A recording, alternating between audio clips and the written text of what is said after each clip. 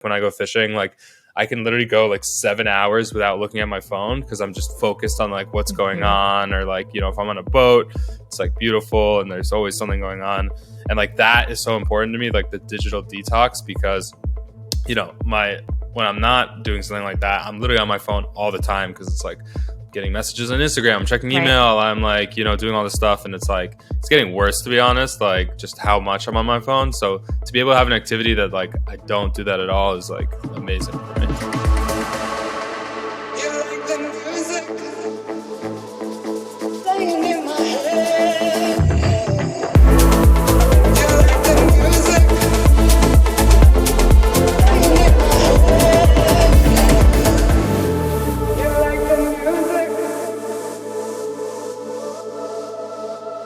Welcome to Elevated Frequencies, the show that gives you access to the next level of house and techno so you can explore an elevated lifestyle. Can I be completely honest? I suck at digitally detoxing. I'm on my phone 24/7.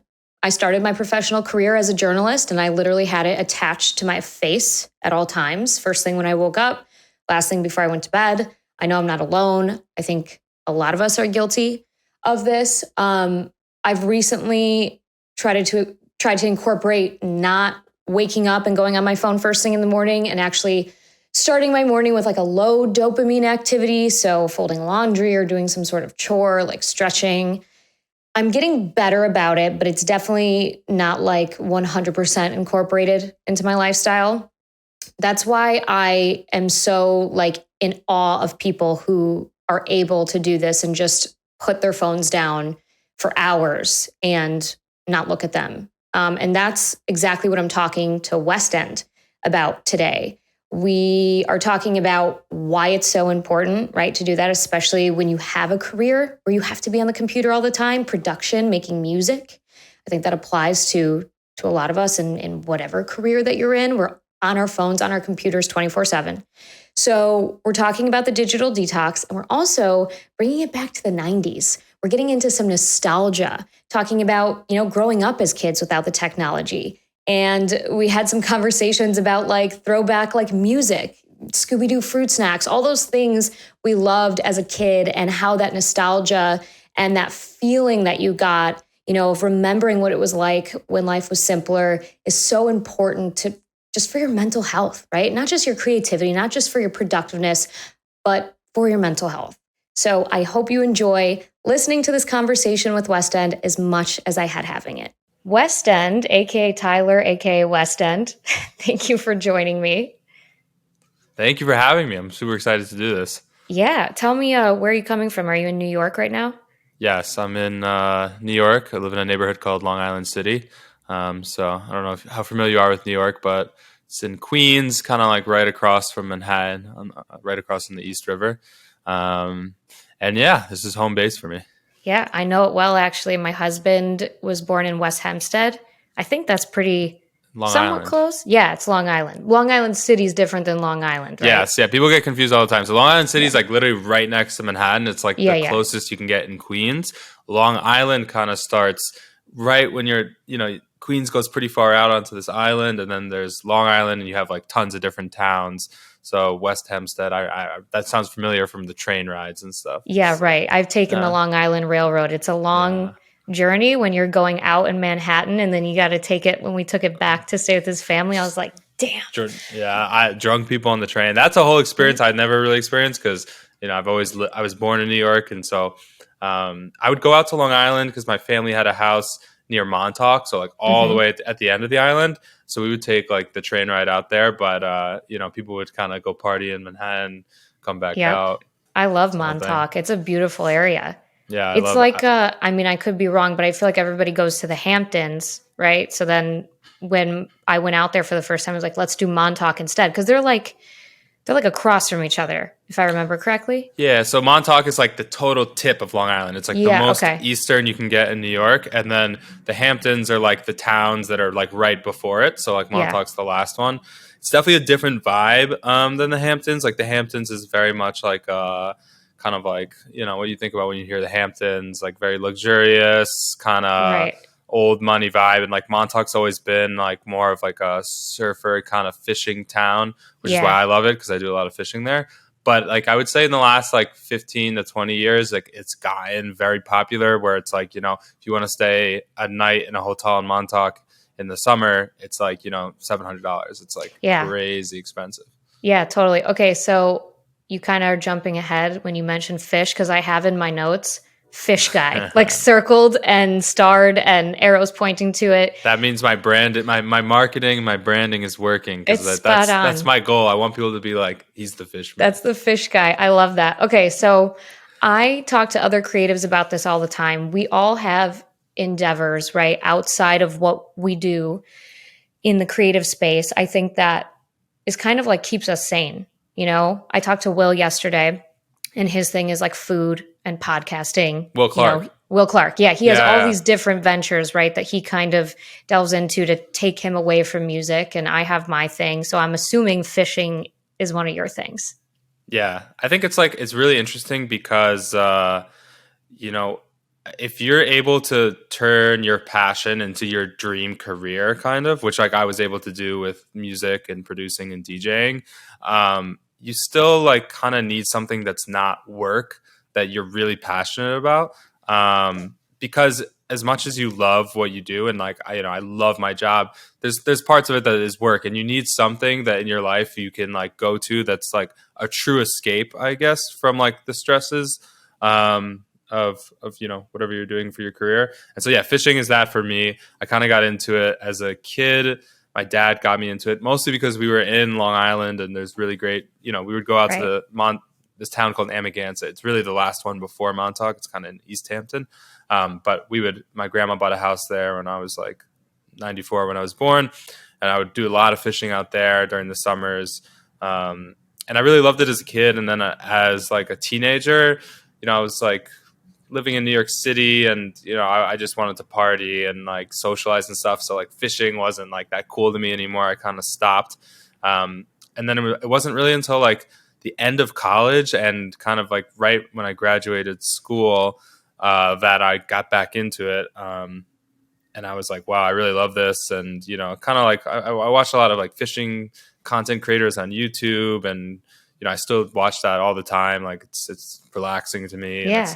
it's a whole sport. It's really fun. It's for me, it's like the best thing about it is like when I go fishing, like I can literally go like 7 hours without looking at my phone because I'm just focused on like what's going Mhm. on, or like if I'm on a boat, it's like beautiful and there's always something going on, and like that is so important to me, like the digital detox, because when I'm not doing something like that, I'm literally on my phone all the time because it's like getting messages on Instagram, I'm checking Right. email, I'm like, doing all this stuff, and it's like it's getting worse, to be honest, like just how much I'm on my phone. So to be able to have an activity that like I don't do that at all is like amazing for me. 100%. And you said something, you reconnected basically with what you loved as a kid. And I'm a huge believer in that reconnecting with your inner child literally helps you be successful in the modern day. And for me, believe it or not, it's like $15 crafts I get on Amazon, right? Like I'll make some like do you remember Shrinky Dinks? I think I'm a little bit older than you, but have you heard it? What is it? What are Shrinky they? Dinks were like these things where you like cut out a shape and you color it and then you put it in the oven and it comes out like a hard glassy like trinket. Oh, was it like did it have like a cross section, kind of like It almost did like clay it cross did it section? did. Well, there was clay and then there was like it was like paper, like literally paper, and it would turn into like Paper. hard plastic. And so This I was like an early 90s thing, maybe. yeah, it was. You said you were born in 94? I was born in '94. Yeah, Okay, I'm not I'm that much terrible with older. names. It sounds familiar. I think if I saw it or like The the packaging, infomercial. If you saw the yeah. like those old school infomercials, so I randomly like the other month just bought them on Amazon, and I was like, and I turned off my phone and I put on music and I made fucking Shrinky Dinks. And I was like, wait, this is really helping my creative process and other things because, like you said, it's that digital detox Yeah. of just getting back into something that you enjoyed as a kid. And I think that can I like think open new pathways in your brain. yeah, I think especially like when we were kids, because of what generation we came from.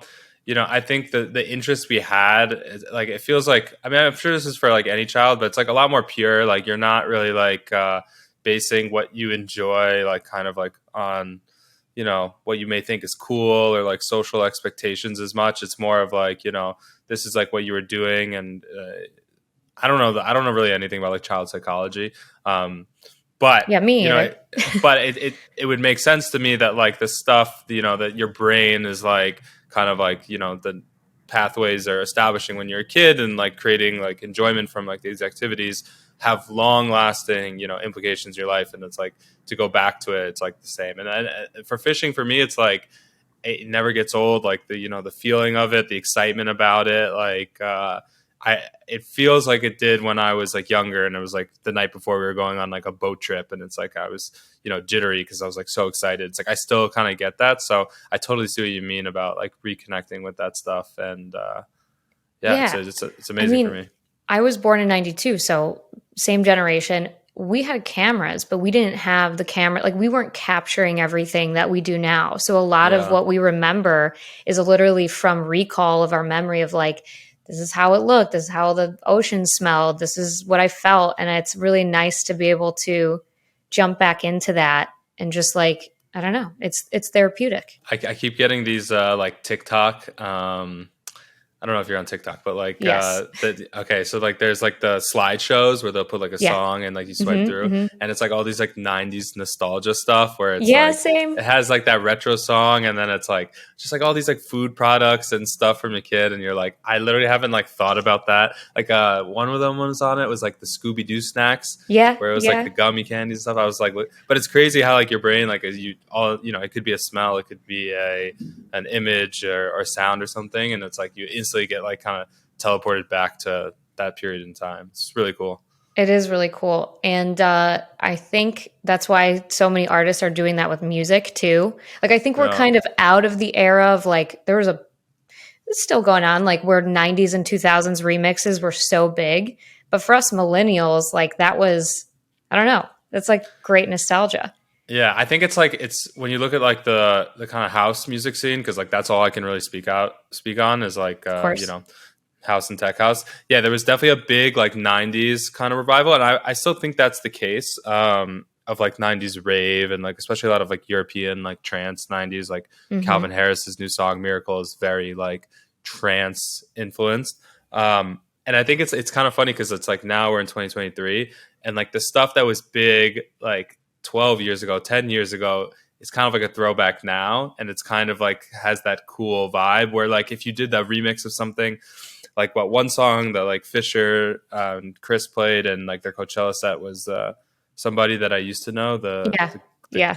how do you pronounce the artist name? Godier or something? Godier or something. I don't But know. like that, what was that, like 2010 or 11 or something, I or think, later?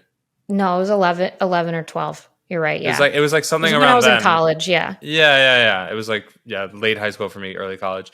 And like that kind of remix, like if you did it like 5 years ago, it's kind of like, whatever. But Yeah. like it's kind of like we're moving forward in the timeline. It's just crazy to me because I'm like, wow, time's going by so fast. But Right. people always look back for stuff. It's Yeah. So let's talk about you and your music. Your name comes from where you grew up, right? That's what inspired it. Yeah, it's so I grew up in Manhattan, and a neighborhood called the Upper West Side. It's kind of like I don't know if you know Manhattan. There's Central Park kind of in the middle. Hmm. You have the Hmm. East Side on the east and the West Side, and then there's another park all the way on the West Side on the Hudson River called Riverside Park. And there's like an avenue that runs down there called West End.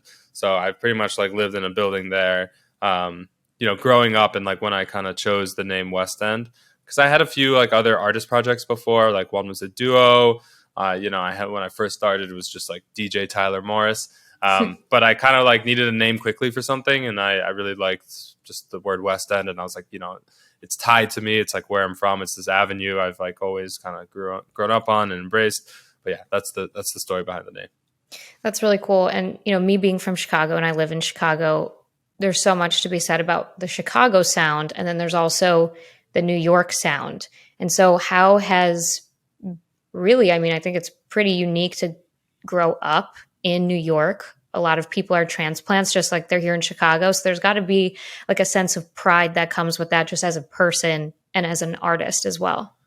Yeah, for sure. I mean, I can't speak to growing up anywhere else because this is where I grew up. But like, I think growing up in New York City, it's probably one of the like most unique places you can grow up, just because like of how urban it is, and like just like the things you do as a kid. It's not like you live in a house and you have a backyard. It's like you're kind of. I was taking the subway at like in sixth grade, and you're kind of like thrown in the city, and you're traveling around, and it's really unique. But the sound of New York. So I kind of got into electronic music in the middle of high school. So when I was like 15 or so, and at the time, like artists that were really popular, it was kind of like the Bloghouse era. So it was like artists like Justice, Bloody Beetroots, Mastercraft. Daft Punk was already kind of big at that point, but that was like kind of like the scene I got into. And like there was a venue called Terminal 5, which is it was close to where I grew up, and Destructo used to throw a lot of parties there. Hard, so it would be like before Hard was kind of acquired by Insomniac, they would do like, that's kind of where I would like go to my first shows. I never been to a concert before, an electronic music show. Like I'd never seen like and like, who's the band? Green Day, for example. Like all my friends would go see Green Day. And Never.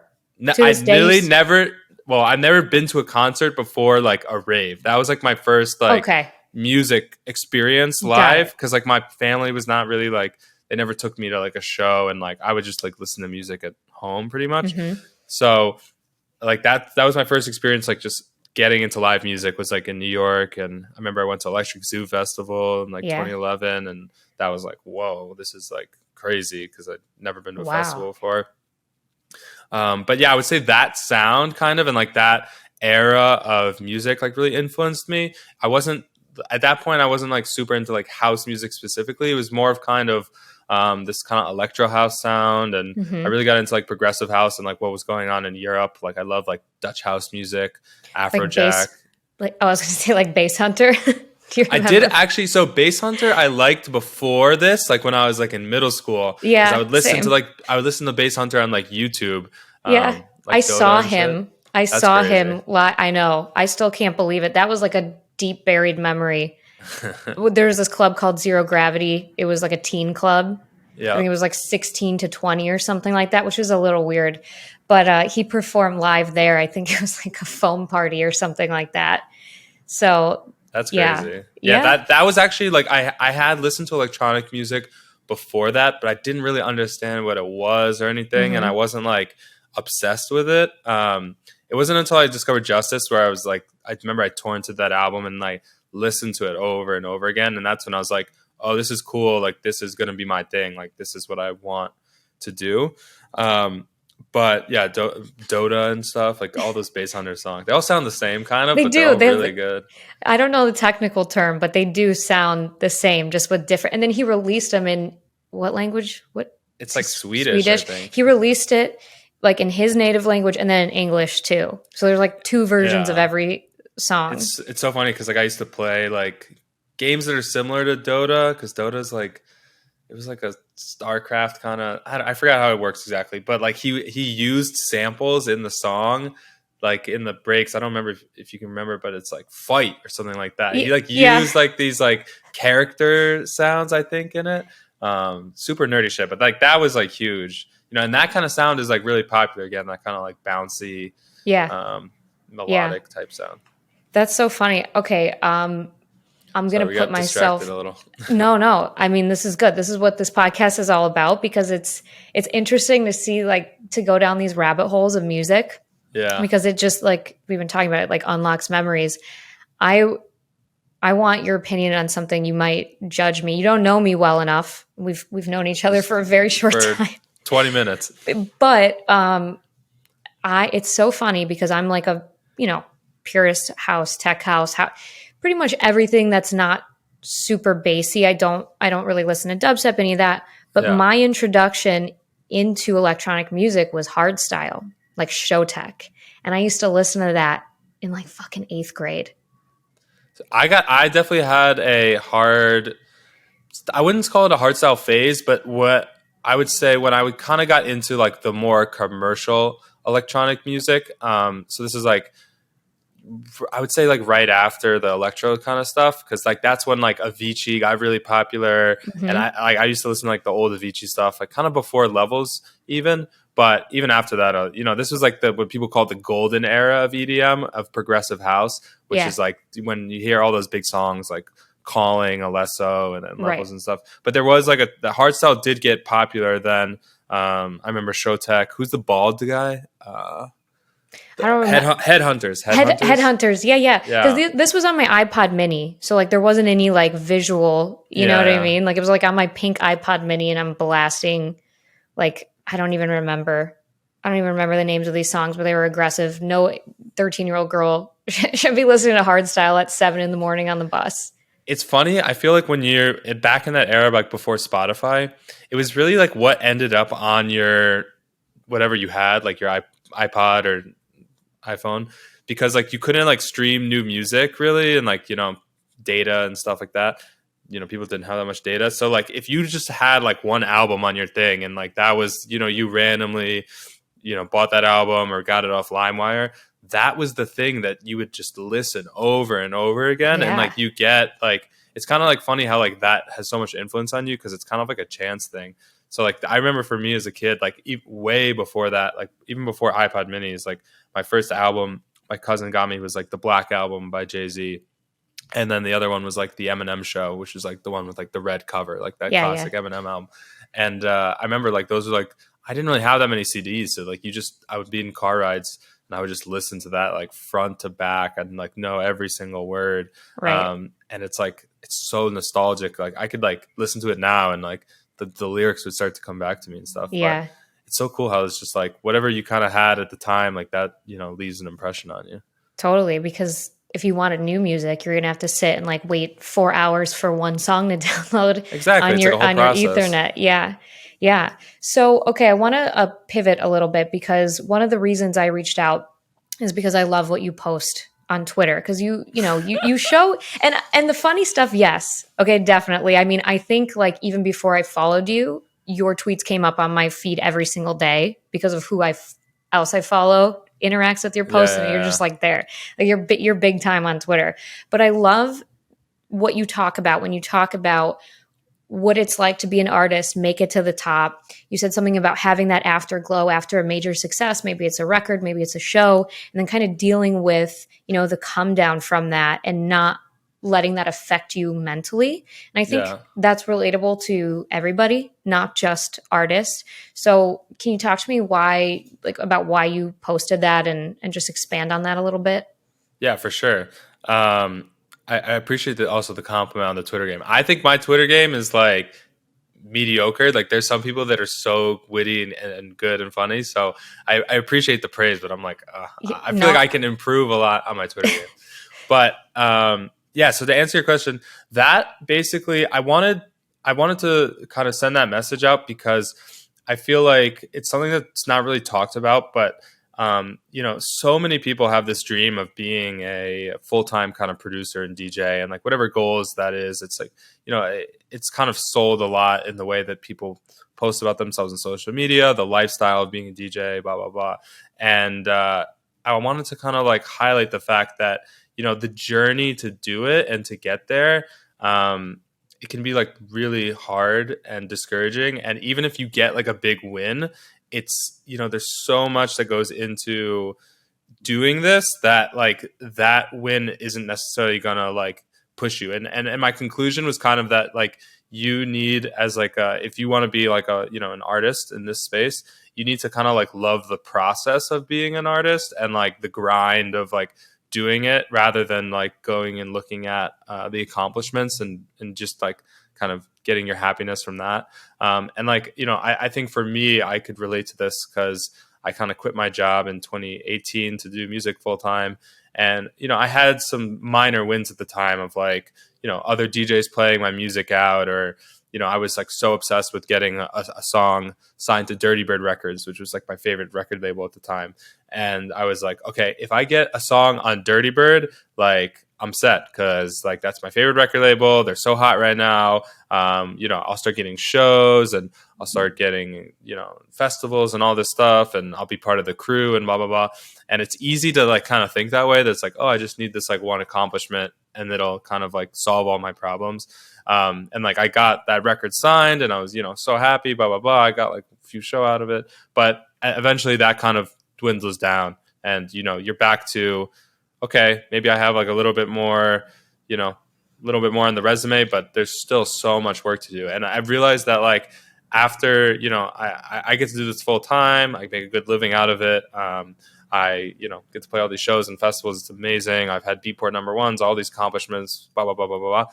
It's like, that doesn't really matter, because the speed at which everything moves is so fast, and like that can kind of go away at any moment. And you have to really constantly like push yourself.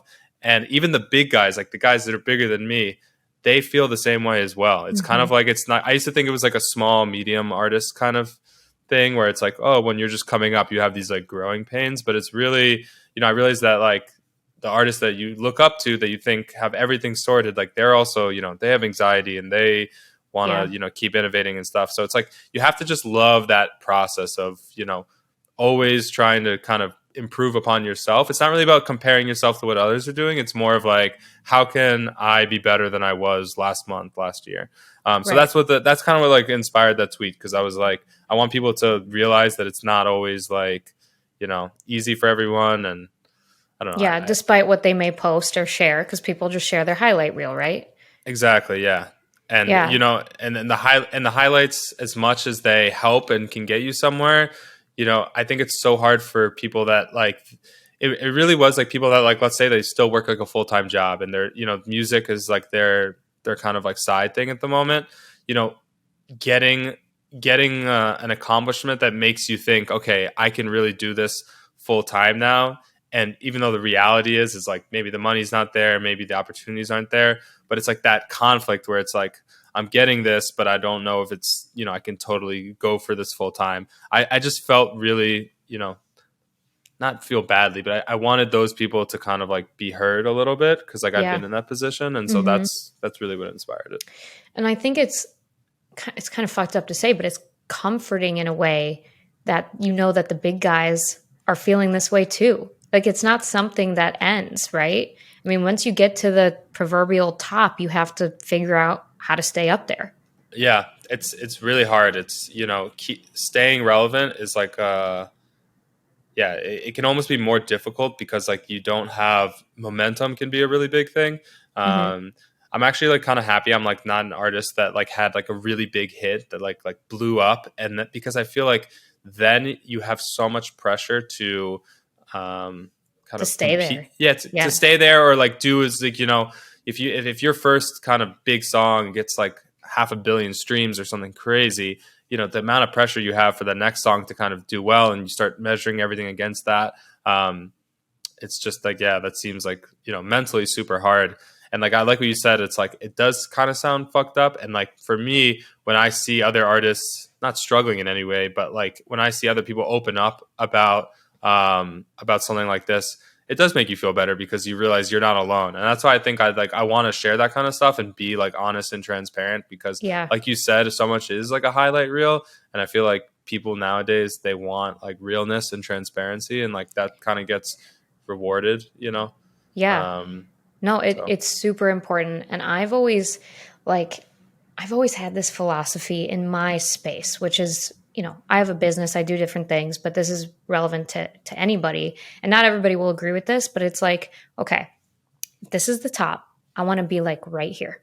Always. Yeah. Because then all the things you were saying, I don't have to top what I did before, right? I don't have to compete with other people. I get to stay up here and coast and continue to produce, put out good things for it's my clients or whatever, but not feel that pressure. And I think it's so alluring to have that like big win, like you said, 500 million streams or whatever it is. But there's always a come down. And being so accessible online can be a double-edged sword, because people are brutal, right? Like you can put out a great track, and then you put out another one and people are like, oh, this isn't as good as whatever, or he's fallen off, or like whatever it is. So it's a Yeah. really delicate ecosystem to be a part of, I think, when you are a public figure. And you really have to learn to protect your mental health so you don't, so it doesn't affect you like that.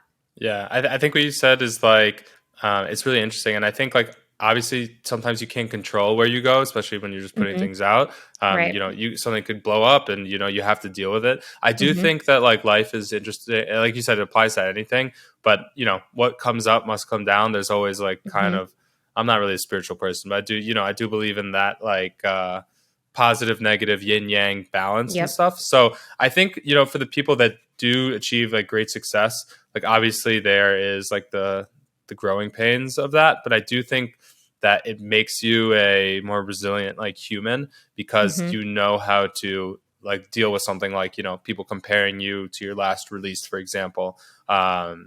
Or like you kind of just like figure it out. Like it's definitely like it's not fun, and it's for me as well, it's like there'll be periods where it's like, oh, you have a song does super well, your next release doesn't do that well. You start to doubt things. You start to think imposter syndrome. Maybe I just got lucky. Blah blah blah. I feel like when you go through that enough, and like you start to develop tools and like healthy habits for dealing with it, it kind of like makes you a better person, and then you can share that wisdom with someone else. And like that's a big thing for me is like Totally.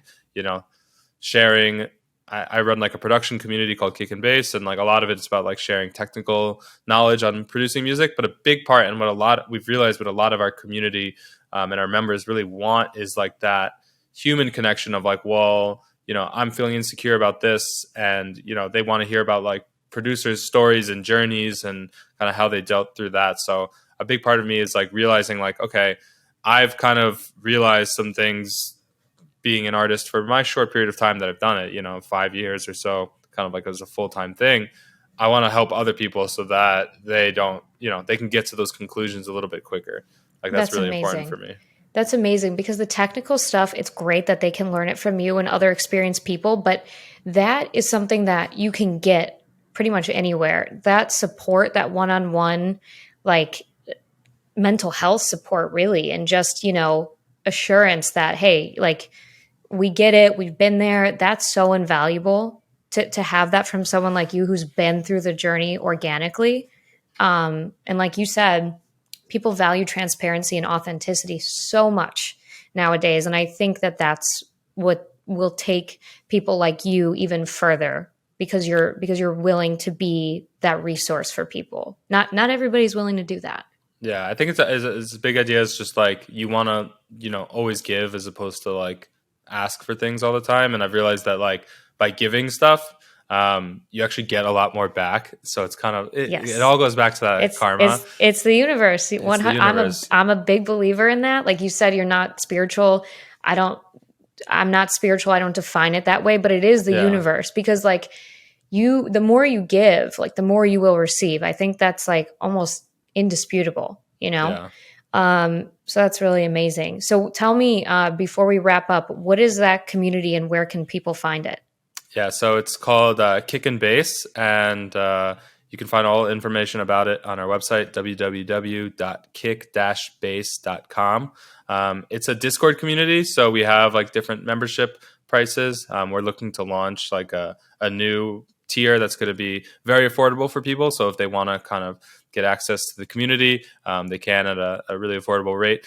But yeah, it's a monthly membership, and it's really aimed at creating like a community and a space for house music producers to learn from people that are producers in the space. There's a lot of people on YouTube that have amazing technical knowledge, but we really pride ourselves on having artists that are constantly releasing on labels and touring, that are very like on the in of what's going on in tech house, kind of teach these tutorials. We offer feedback on people's tracks as well. We do a lot of like group feedback sessions. We have guest coaches come in all the time. It's like an amazing community where it's kind of like you can get everything you need to be a producer, because so much of music production is like isolating. You're at home sitting on your Right. computer just trying to figure something out, and you're like, oh, should I be doing this or should I not? So, you can open your Discord, quickly ask a question. Someone will get back to you in like 5 minutes. It's a really great community. Wow. So That's amazing. That's amazing. Well, it was so great talking to you. Thank you so this is much super fun. for being authentic and honest. And I know that the viewers will really appreciate it. Thank you so much for having me, Olivia. I really appreciate it.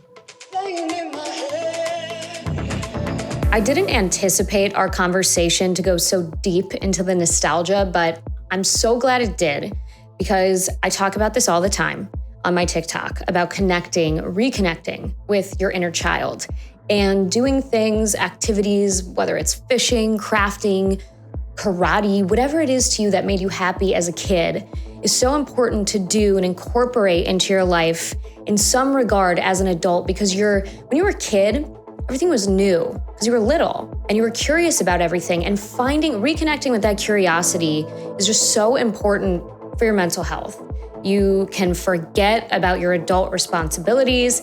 You can forget about the weight of the world, all the chaos that's going on around you, and just, let that shit go. Like, it reminds you to enjoy and relish in the little things, and that life doesn't have to be so complicated, because it wasn't when we were kids.